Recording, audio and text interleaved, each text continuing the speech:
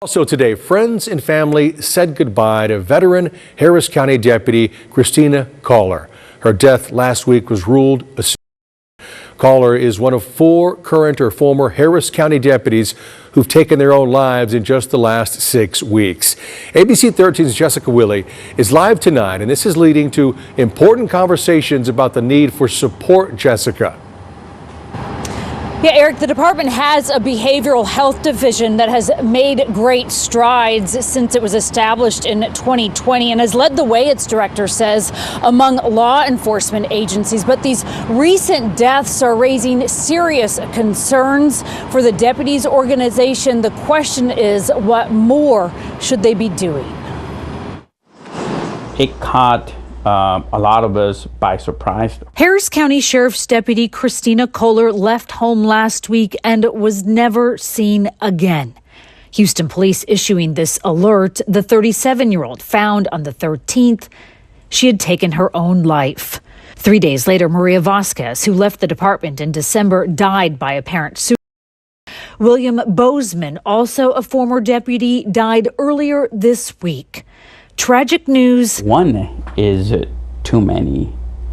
2, 3 it's definitely devastating. That Jose Lopez is helping his friends and colleagues try to process. It hits very close to home, and it's a reminder to us of how fragile life is. It's also a reminder that we do need to look out for each other. We do need to take care of each other. Lopez is the president of the Harris County Deputies Organization, but he knew 2 of the late deputies personally. I knew him for over 20 years. In just 6 weeks' time, 4 current and former deputies have taken their own lives. Psychologist Thomas McNeese is the director of the department's Behavioral Health Division. These last few weeks have been difficult for our staff and for the sheriff's office as a whole. He says he and his division work to provide resources to both former and current employees who are struggling. They embed to help people feel more comfortable. This profession, unfortunately, takes a toll on people, and over time, the longer they're in it, the more of a toll that it takes, and it changes people. First responders historically have a high rate of suicide. It's a combination of things like what they see on the job and then what the job entails. While the department has been focused on mental health, often leading the way, Lopez says these last few weeks have raised questions. We can't help to ask the question of, is that enough? Do we need to do something different? What else can we do? And as they work to support those grieving, McNeese with this message to anyone who might be in crisis. Reaching out, getting some help, doing something to be able to not stay stuck where you're at is really important. Jessica Willey, ABC 13 Eyewitness News. Sadly, local law enforcement now grappling with the loss of several of their own to suicide. At Telling Truth, as suicide risks rank about 54% higher for those in law enforcement than the rest of the general population. And the Harris County Sheriff's Office is feeling that pain. 1 deputy took her life along with 3 former deputies. Katia Winfrey sat down with the agency's behavioral health team that says it's important to break the stigma associated with mental health to help save lives.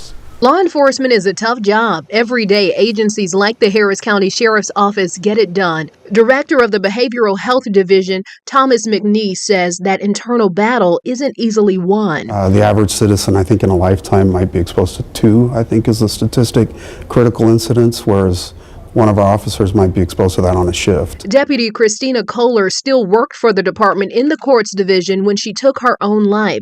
Harris County Sheriff Ed Gonzalez sharing his grief on social media, sharing news of other former deputies and retirees who also took their own lives in a matter of weeks. It's cumulative and it takes a toll over time. The Harris County Behavioral Health Division, McNeese says, is one of the first of its kind. Karen Altamirano and John Celius work full-time as peer support deputies. It's heavy, especially seeing people that are it's hard on them. The pair work as a team, constantly connecting with peers, providing direction and resources during tough times like this, critical incidents, or just life. Because we recognize that we've both been at a point in our career to where we felt alone. The losses are felt across agencies. Houston Police Officers Union President Douglas Griffith says HPD has had its share of losses just like this. We do everything we can to minimize the threats that these officers face, but you can't always face the threat that's within. He says from the first day at the academy on, officers' mental health takes priority, but sometimes it's not enough, as what they see daily often carries an unbearable weight. There may have been signs that we had missed, and then that torments us. Top officials, including U.S. Attorney General Pam Bondi, announced the arrest of who they're calling one of the top 3 MS-13 gang leaders in the country. They are one of the most dangerous gangs in our country, and we are going to fight until they are completely dismantled. The arrest happened around 4:30 a.m. in Dale City, Virginia. The federal government says the leader is a 24-year-old from El Salvador who is in the country illegally. This is what happens when you let good cops be cops. FBI has now confirmed the defendant as Henry Villator Santos. He was taken into custody on an outstanding immigration warrant. I'm Sean Yancey. And I'm Susan Hogan. State and federal law enforcement announced the arrest this morning. News 4 has pictures of that arrest and the aftermath, showing doors damaged, windows left smashed out at the suspect's home. And new at 5, Northern Virginia Bureau reporter Drew Wilder, in partnership with our sister station Telemundo 44, heard from the mother of the man who was arrested. We know that they have a gang presence here. That's known. They've had a gang presence for quite a while. And in that sense, today's announcement gives me some relief. Prince William County Chair Deshandra Jefferson. Now, where I am concerned is, there are still other details that even myself that I am unaware of. Virginia Governor Glenn Youngkin used this moment to push his amendment to the state budget, which would withhold funding to local jurisdictions that do not comply with immigration enforcement. Listen, it's time for us to recognize that Virginia is not a sanctuary state. Democratic Chair Jefferson is responding to Youngkin. Well, we follow all applicable local, state, and federal laws. All we're saying now, for certain reasons, we're not identifying him by name. He was one of the top members, top 3 in the entire country, head of the East Coast, one of the 3 leaders, and I will say very violent crimes. Anything you can associate with MS-13, he was the leader over it. All of the violent crimes. So he's very dangerous. He should not have been in this country. He's from El Salvador, and he was recruited at a very early age.